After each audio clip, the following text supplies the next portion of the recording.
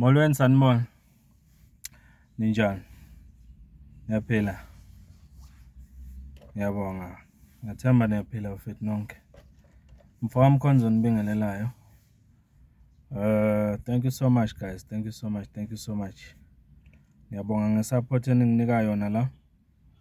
Ngendlela enenza ngayo ukusupporta i-channel ngokusubscribe ikakhulukazi. Thank you for subscribing to this channel. Thank you for commenting, sharing and liking my videos. Thank you so much.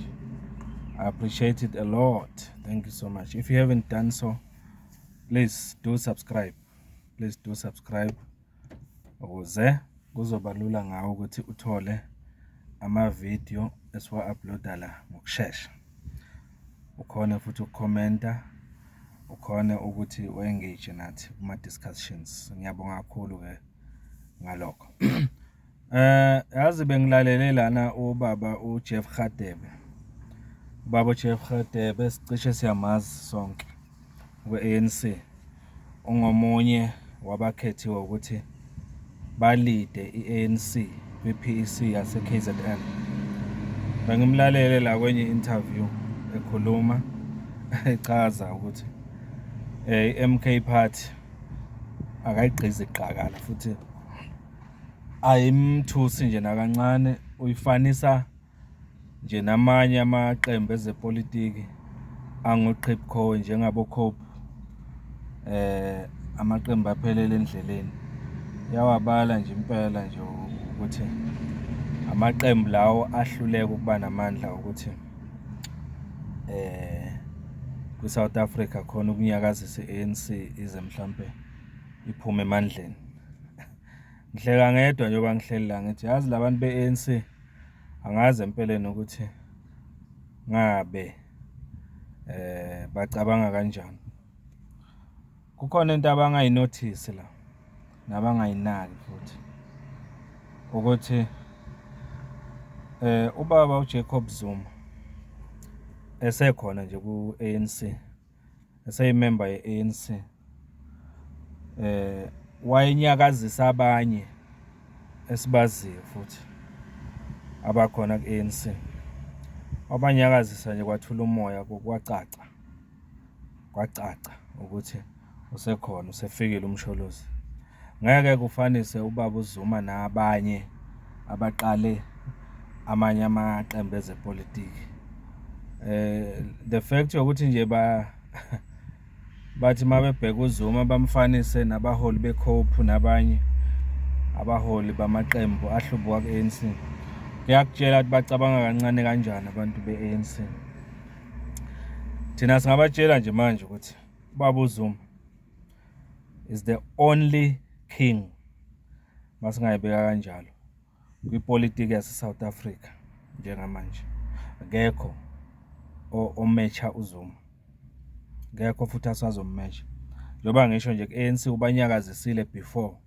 Abantu kwakungacatshangwa ukuthi uZuma uyokabanyakazisa, abanyakaza futhi wanqoba umsholozi. Uyakwazi lokhu ubaba uJeff Radebe, bekhona kuyo yonke leyo mnyaka. Ukhumbule okwenzeke ngo-2021 ngoJuly uma ngabe umsholozi eyoboshwa eSouth Africa kwenzakalani. Akunyakazanga i-KZN yodwa, kwadunguzela South Africa yonke ngomsholozi nje. So you cannot compare ubaba uZuma nabaholi beCOPE or abanye abaholi bamaqembu epolitiki. Udlala nje ngesikhathi sakho. And manje ngizobuza okugcina ukuthi yipi i-political party ayaziyo kulawa abalayo ubaba uJeff Radebe ekhonile ukuthi ibeke i-ANC ngaphansi kwa-50%. Yipi? Ngaphandle kwe-MKP eholwa ubaba uZuma. So nalapha baboni noma mhlambe kukhona into abanenkinga kuyo, noma mhlambe bafuna ukucathuliswa, bafundiswe izinto ezithile ukuthi kufanele bahlaziye kanjani isimo sepolitiki salelizwe. So iyangihlekisa nje indlela aphawule ngayo ubaba uRadebe. Iyangibonisa ukuthi i-ANC idlale nje ngesikhathi sayo mangabe ishintsha ubuholi base-KZN ifaka omakade bona bayo be-ANC abake balida lesasifundazwe. kuzofana nje futhi kungenzeka kube worse. Ngenzeka kube worse kakhulu. MKP ingenile futhi eKZN. So uyabona nje waye right, wayekhuluma iqiniso uMbalula mayithi Ferrari imoto engaqhathaniswa.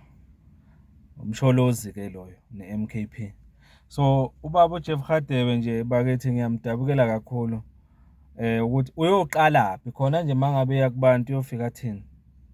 Le PSC le reconfigured whatever PSC ANC eKZN iyoqala ethini nje khona kumphakathi ikufica umphakathi ugreen ugqoke nje ugreen ofe bathini ngoba iKZN nje ihamba nomsholozi ngalendlela. Bayoqala phi? Bayoqala bathini? So yazi ngithi angeke ngiyiphawule nje lento ngithi ma MKP bengidlula nje la kule ndaba. Ngizama nje ukunibonisa ukuthi ningathuswa inyoka efile. Mhlawumbe abanye banokuthi mhlawumbe nje basekungenela abaholi laba abafana nobaba uJeff Radebe abahlonishwayo kakhulu ku-ANC nabe behlonishwa sonke lesikhathi ma policies e-ANC and all that. Kodwa la ku-MKP njengoba sebabhekene nobaba uZuma bangacabanga ukuthi kusafana na before. Umsholozi lesikhuluma ngaye. Le leadership ayiphethe njengamanje namandla kakhulu. Yiloko nje bengifuna ukusho ukuthi baba uJeff Radebe uyazi nawe enhlizweni yakho ukuthi into obuyikhuluma lapha kule interview ayikho. MKP nje izonibhinqisela nganqanye nje. Kungabi indaba zalutho. Kwenzakaleni eRichmond? What 2 recently kwenzakaleni? MKP bahudule eside isikhathi kutiyela kwayishola uKing Cash. Yabahudule eside isikhathi etiyeleni. Aw King Cash my man. Big ups lapho. So yiloko nje ngifuna ukusho ukuthi ubaba uJeff Radebe udlala ngesikhathi sakhe. MKP ifikile ene iyona ezo replacer iANC kuyo yonke into. Lapho iphethe khona iANC kuzongena iMKP njengoba kwenzekile njengamanje eRichmond. Kodlala nje kunje. Uyayibona bekuyisiqalo lesiya. Angeke futhi sikhulume kakhulu ngama by elections. Into esakhuluma ngayo ama local general elections ezayo next year 2026. Ilaba azobona khona ukuthi masikhuluma ngeMK party sikhuluma ngani. Mhlambe abakanaki bafuna mhlambe i-round number 2 ibabonise ku-round number 2 iMK by elections esibili manje ukuthi cha elaba azovuma khona ukuthi umsholozi lesikhuluma ngayo iMK party lesikhuluma ngayo. So yilokho nje ngithi nje ma MK amahla siyibambe ngendlela singanyakaziswa asiyeni phambili izwe nokushintshwa kwezwe lethu kula kwezethu izandla asiyibambeni siye phambili masosha sekusondele la siya khona singena kubo masipala kumnyama kubovu ngonyaka ozayo siyangena kubo masipala bonke base South Africa CMK party siyangena siyolungisa yonke lento le eyenza iservice delivery ingafiki kubantu. So ilungisa yonke ANC ngeke salungiseka ANC. Ngisho ke noma ngathiwa ubaba uJeff Radebe nabanye ahola nabo noma leader nabo iANC bona mhlambe base nenhliziyo right noma mhlambe base corrupt free and all that. But iANC laba ngameme ngeke isalungiseka iANC. Especially le elidwa ubaba Ramaphosa njengamanje. Ngeke isalungiseka. Umsholozi wakubona kudala lokho. Ingakho namanje uma ubheka abantu abafana nobaba uSol Mapayila simzwile recently. Useshilo ngomlomo wakhe uSol Mapayila wathi indeed Jacob Zuma is right. ANC is gone. ANC has been sold. ANC is no more. Sevumile Mapayila isevumile SACP. Uma ngabe kuhlehla ke oSACP kuANC manje sebakhona ukuvuma umsholozi kusho ukuthini lokho sebakhona ukuvuma manje ukuthi ANC le akuseyona leya.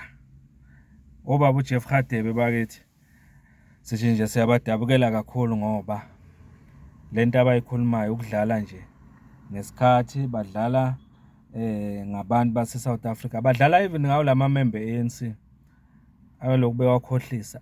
iANC kuphelile ngayo. The fact ukuthi manje ngaphansi kwa 50% national kuyakutshela ukuthi ayisena reverse le moto. Ngiyisabuyele emuva. Iyaphambili ngoholoko.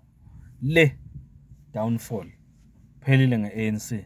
Yiloko nje ngifisa ukusho. Umfowethu Mkhonza lo, ngiyabonga kakhulu bafethu ngokungilalela. Ngiyacela ni comment nithini nina ngestatement esikababa uJeff Radebe uma ethi iMKP iyafana nje nabo Cope namanye amaqembu ahlubuka kuANC izophelela endleleni. Usho nje.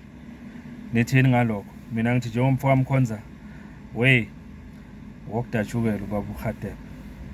MKP izombonisa ibhoki. Ngiyabonga kakhulu. Please share, subscribe and comment. Thank you so much.